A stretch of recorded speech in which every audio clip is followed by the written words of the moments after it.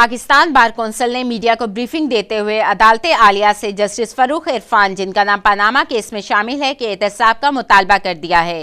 Bar council के मुताबिक एहतसाब खुद से शुरू करना होगा, क्योंकि सुप्रीम कोर्ट की अथॉरिटी सबसे मुकद्दम है, जबकि सुप्रीम जुडिशल काउंसिल में रेफरेंसेस के हवाले से पिटीशन में पाकिस्तान बार कौंसिल फ्रीक बनेगी। और सुप्रीम कोर्ट की अथॉरिटी और डिग्निटी जो है वो अंडरमाइन नहीं होनी चाहिए किसी हवाले से। जो पॉलिटिकल इश्यूज हैं, मैं ये समझता हूँ, ये हमारी बार काउंसिल का सारों का ये व्यू है कि सुप्रीम कोर्ट को सबसे पहले अपने अदारे के उस शख्स का, सिर्फ पूरी दुनिया में एक जज का नाम आया है जिसका नाम है जस्टिस फर्रुख इरफान।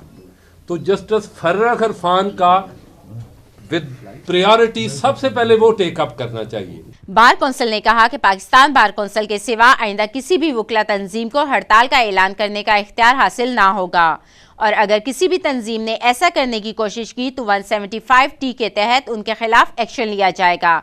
जबकि कामरान मुर्तज़ा, जिन्हें कौंसिल के मीडिया पर्सन के तौर पर मुंतखब किया गया है, कि सिवा किसी को मीडिया ब्रीफिंग देने का इख्तियार हासिल ना होगा।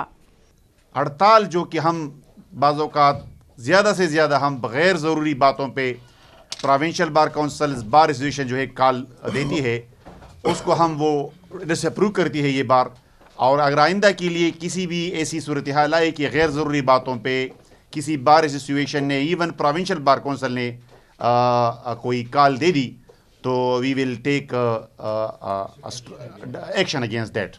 इस मौके पर रसाई से खुसूसी गुफ्तगू करते हुए बार कौंसिल के नए मीडिया पर्सन कामरान मुर्तज़ा ने कहा कि जस्टिस फरूख इरफान का नाम पनामा केस में शामिल होने पर पहले ही पिटीशन में शामिल है, इसलिए उनका एहतसाब ज़रूर होना चाहिए। पेंडिंग है इनके पास, जब मामला पेंडिंग है तो फिर नई पिटीशन मूव करने का कोई फ़ायदा नहीं होगा। जो मामला पेंडिंग है उसके ऊपर कोई भी डिसीजन फॉर एन केस, अगर वो इन्वॉल्व हैं तो उनके खिलाफ एक्शन होना चाहिए, और अगर इन्वॉल्व नहीं है तो भी जो है ना उनको जो है ना एक्सोनरेट करना चाहिए। पनामा मामले पर पाकिस्तान बार कौंसिल 26 नवंबर को एग्जीक्यूटिव कमेटी का इजलास करेगी। कैमरामैन सलीम अख्तर के साथ फरीहा सईद, रसाई टीवी, इस्लामाबाद।